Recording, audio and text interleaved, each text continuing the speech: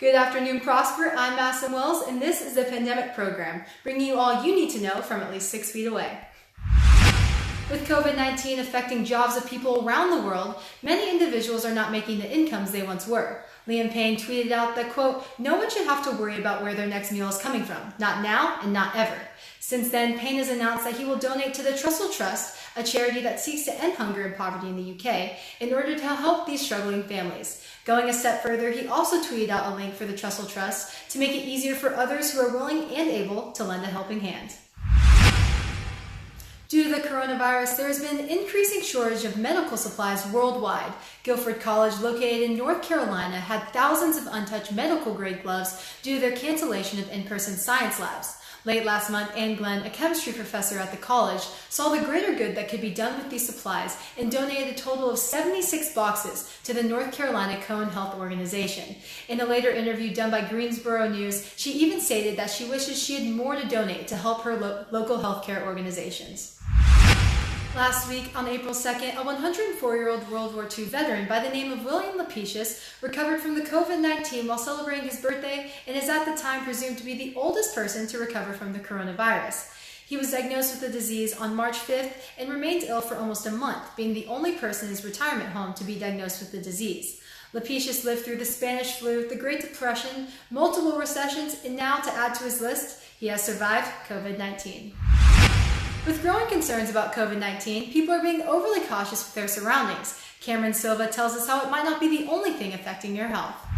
Due to the social distancing orders heavily recommended by the federal government, most restaurants, gyms, and other facilities have closed their doors to the public. Consequently, some residents are falling into a not-so-healthy lifestyle. Yeah, I haven't slept in 2 days. Normally, I just don't have to go to sleep anymore because there's no school. Ranging from a lack of sleep to forming unhealthy eating habits, this pandemic has caused many residents to take advantage of their relaxing time at home, maybe a little too much. My sleep schedule has been pretty off. The time I usually wake up for school is when I'm going to sleep at night. I feel like since I'm in the house more, I've been working out more, but I've also been eating more and more unhealthily. While it may seem like there is no alternative to becoming a couch potato, some residents have found ways to keep themselves active and healthy. Corona's basically switched up the way I work out, lifting weights and just spending time outside. Go looking through old boxes in your house. I'm sure there's old weights that you could find. Get super creative with it. According to CNN Health, regular exercise is essential for supporting healthy immune function, preventing weight gain, boosting your mood, and keeping you as healthy as possible and out of the hospital or emergency room. While staying healthy won't guarantee that you're safe from COVID-19, it will undoubtedly help your body fight the virus, or maybe it'll just ease your boredom. I'm Cameron Silva, reporting for Eagle Nation News. Prosper. There have been many different stories about how the 2020 NFL season will go, including reports of no change in the agenda despite the pandemic going on. According to an article posted on NFL.com on March 31st, the NFL is planning to start the regular season on time in September to play a full 16-game schedule. This upcoming season does in fact include international games, as stated by league officials in a conference call on Tuesday. This upcoming season has, however, seen some changes, including plans for virtual workouts for the off-season program and a drastically reconfigured draft that will have teams, players, and Commissioner Roger Goodell connected virtually. According to NFL's VP Jeff Pash, the league is planning to start the season as scheduled until further notice. While coronavirus is affecting schools, Choice Murphy explains how it's also impacting different businesses. For many, work has been scarce at this traumatic time, causing businesses to shut down or fire employees. However, for those who have jobs considered essential, they are still required to work around the clock. We're taking more precautions. Of course, before the outbreak, we were washing our hands, but now we're doing it at a certain time. So every 30 minutes, we have to wear gloves, even if we're not preparing the food. So we can't let anyone inside unless you have to use the restroom, but we can't let anyone dine in. Understanding customers and employees are both at risk when it comes to essential businesses. Here are some ways to keep both parties safe. So you can't come in for dine-in, so you can only do drive-through or online pickup in front of the store. When we hand you your bag, immediately throw away the bag, and when you're reaching for it, don't touch the employees, hands or anything like that. And if you do, just try not to touch your face because, like, what if someone is infected? You don't know. We're starting to wash the packets now. So, like, we put it in, like, soap and water. But I would do it just in case. But, yeah, that's the only precautions I can give someone. It's vital we do all we can to protect ourselves and others from COVID-19, along with showing appreciation to those continuing to serve the community. Reporting for Eagle Nation News, I'm Troyce Murphy. Prosper. Now it's time for the Quarantine Chronicles to see exactly how your friends and community members have been coping during these difficult times. I've been, just keeping up with my classwork, hanging out with my family, and just hanging out in my backyard. That's all I've been doing.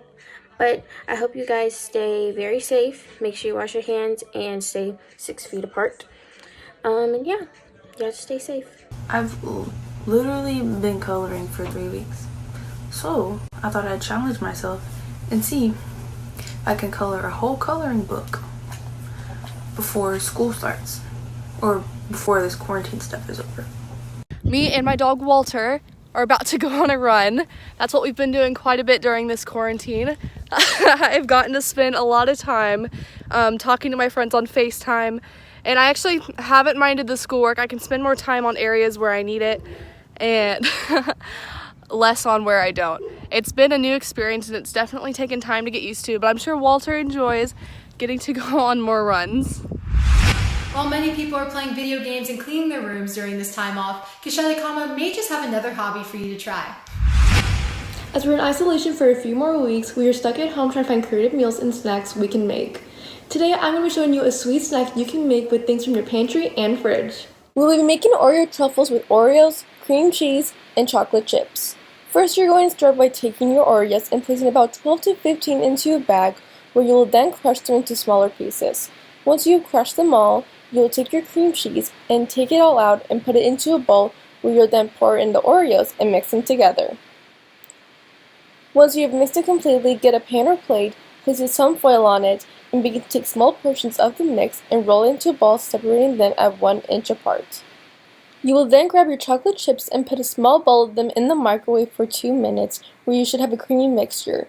Take your balls and cover them in chocolate and place them in the freezer for about 30 to 40 minutes. Be sure to try this recipe and tweet us at Eagle Nation News to tell us what you think. For Eagle Nation News, I'm Gashida Kama. Prosper. While COVID-19 may be putting a damper on everyone's lives by forcing people to stay at home, many schools canceling sports and events, and not being able to go out and see your friends, Prosper High School has something else in mind. As of right now, they have announced that they are not yet planning to cancel prom, senior week, or graduation, and there is still a chance of us going back to school in May. A newsletter was sent out to students and parents with updates on these events, and students are hopeful that they will get to enjoy these celebrations as planned. We would like to thank you for watching this episode of the Pandemic Program. I'm Madison Wells, and remember, with as little as 6 feet, coronavirus may be beat.